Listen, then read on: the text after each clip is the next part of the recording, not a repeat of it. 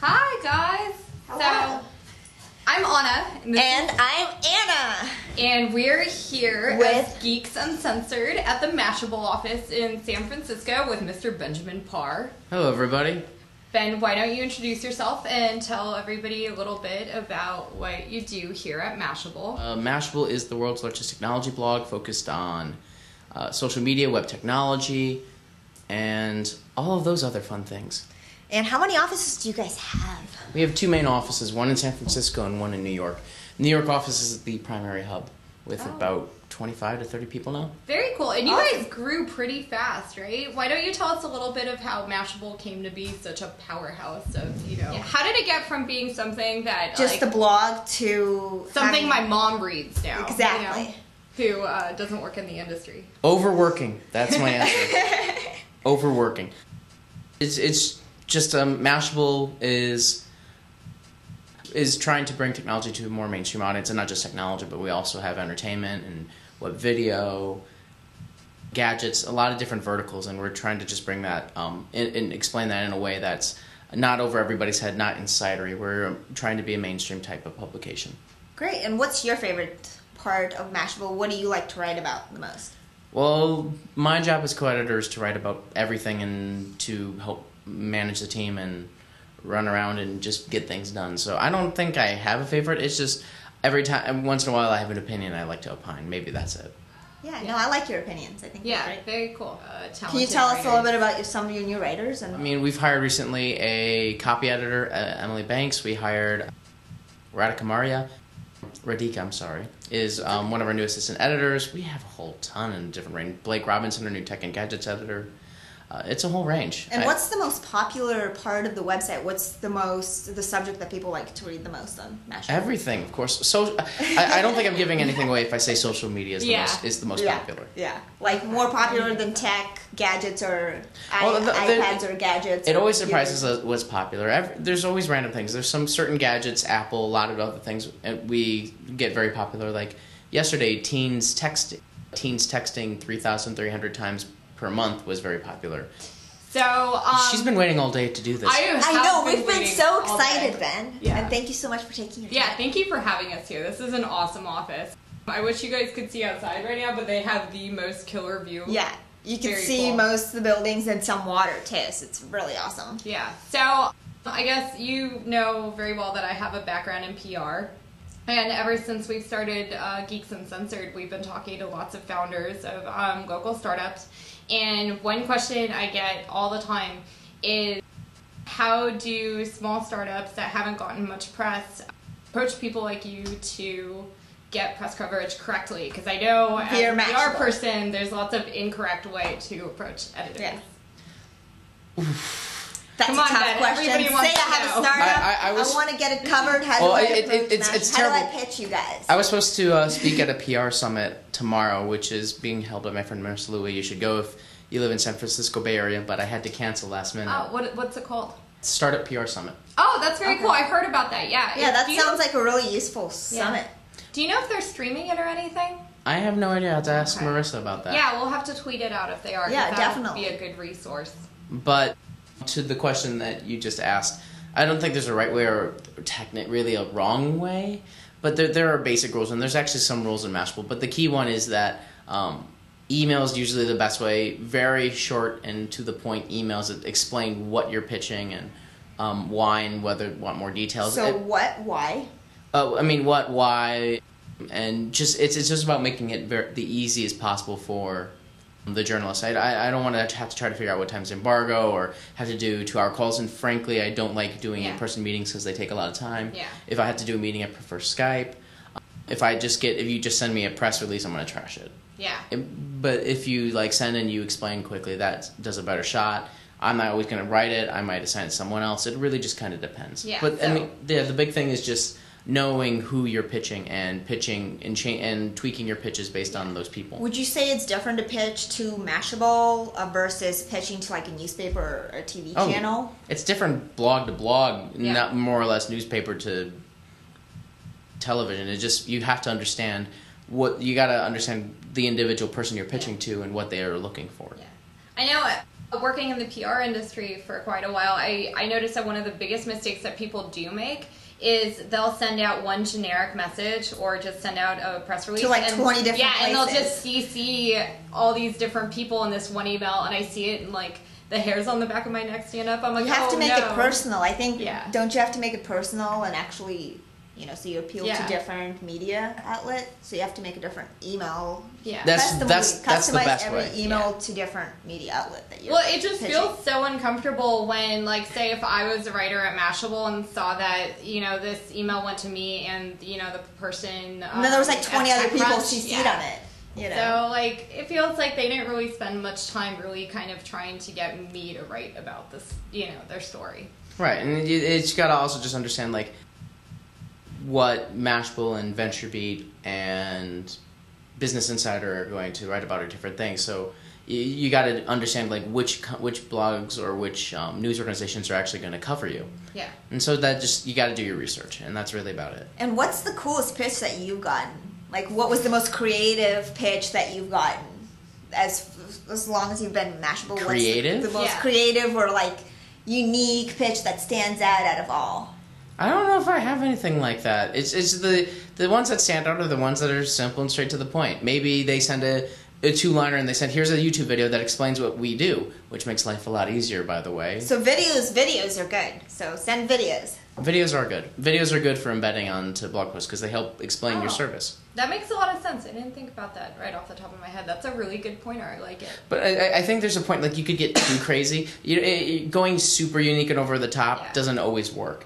That's the thing. So I've seen some interesting, unique things, and they're not all coming to the top of my head. But you try too hard, and then you can turn us off, or we don't have time to like figure it out. Yeah, because it's too complex and such.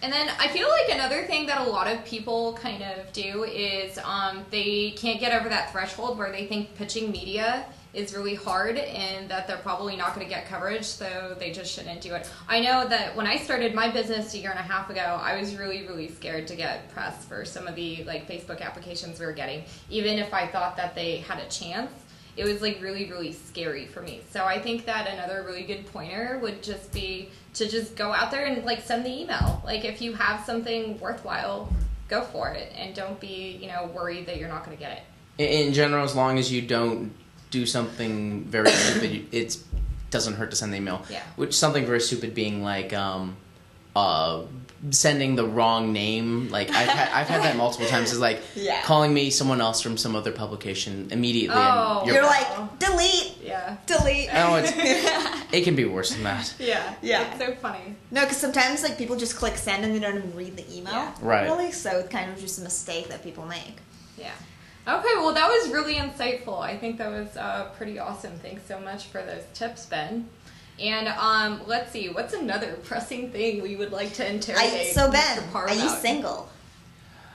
What's going on in your dating life? Oh God, we don't need to go into that. Or do you have any tips on how to date in Silicon Valley? Actually, that's another huge thing that comes up all the time, in bar conversations with me is I have so many guy friends that, work in the tech industry and have startups and they're not really sure how to go about dating in like San Francisco. Like, can you give us some insight since you're such a Am I the best guy? Where to go? You're everywhere, Ben. You're going to all the parties. You're doing all the. It's just like anything. Conferences. Dating is just like anything else. If you want to succeed, you got to put effort into it. Yeah. And so I don't know if I have a specific thing. It's just that you got to get out there wherever you like to go and just meet people and not be afraid. The issue being, like, I work nights so many different times, it's tough to actually get out. But when you do, you just have to talk to people. I don't know if I have any very specific places or tips. It's just, If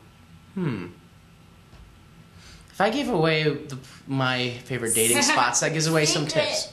Okay, I have a good question. So you pointed out that like you work a lot of nights, just like I know I work a lot of nights. So do I. Anna, and a lot of other founders because obviously they're trying to hack away at their companies and really get stuff going. So like, have you gone on any like daytime dates with girls? Like, and how do you think like the best way to lunch schedule or breakfast? A daytime date sometimes. Most of the time, though, it doesn't feel as, like, romantic. You can't go, like...